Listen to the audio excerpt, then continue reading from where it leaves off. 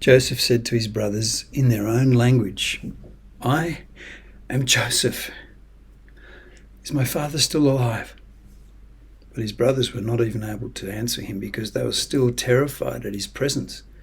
They all stood there transfixed on the other side of the room, staring at him. Then Joseph said to his brothers, Come close to me." They approached him slowly. It was like he had risen from the dead. He said, "I'm your brother, Joseph, the one you sold as a slave to Egypt. And now do not be upset or angry with yourselves for selling me, because everything happened to save lives. For 2 years now there's been this famine in the land, and for the next 5 years there will be the same. It was God himself who sent me ahead of you to save everyone in our family by a great deliverance. So then, it was not you who sent me here, but God. He made me rule beside Pharaoh, as Lord of his entire household and ruler of all Egypt. Now, hurry back and tell my father about everything you've seen. Bring him here to me. Don't delay. You shall live near me, you, your children and grandchildren, your flocks and herds and all you have.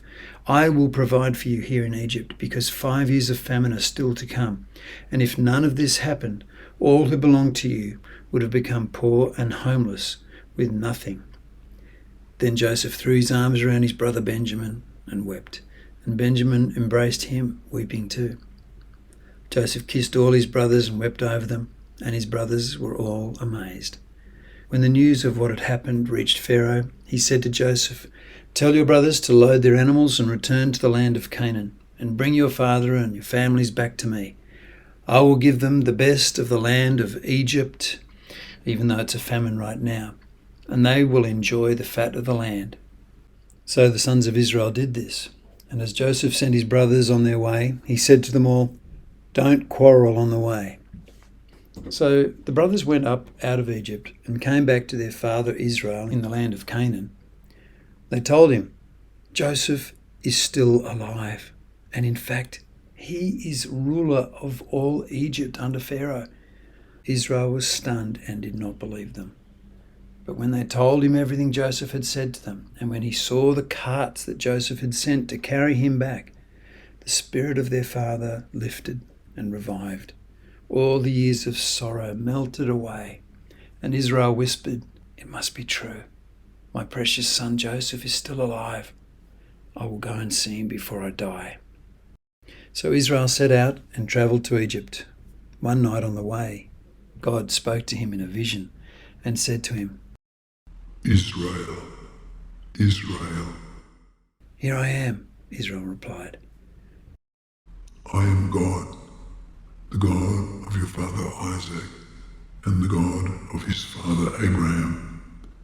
Do not be afraid to go down to Egypt, for I will make you into a great nation there.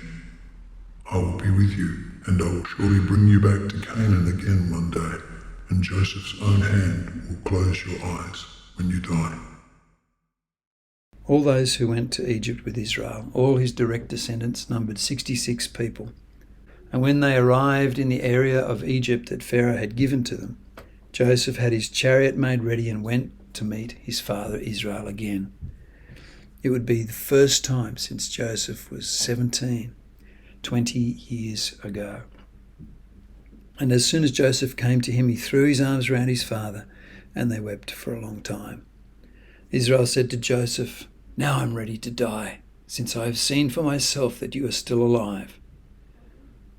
Joseph settled his father and his brothers in Egypt and gave them a section of the best part of the land. Even though it was famine at the time, it would become beautiful land in the future after the famine was over. Joseph also provided his father and his brothers and all his father's household with food according to the number of their children. You can read more about what happened to Israel and Joseph in your Bible. It is all near the end of the very first book of the Bible, called Genesis.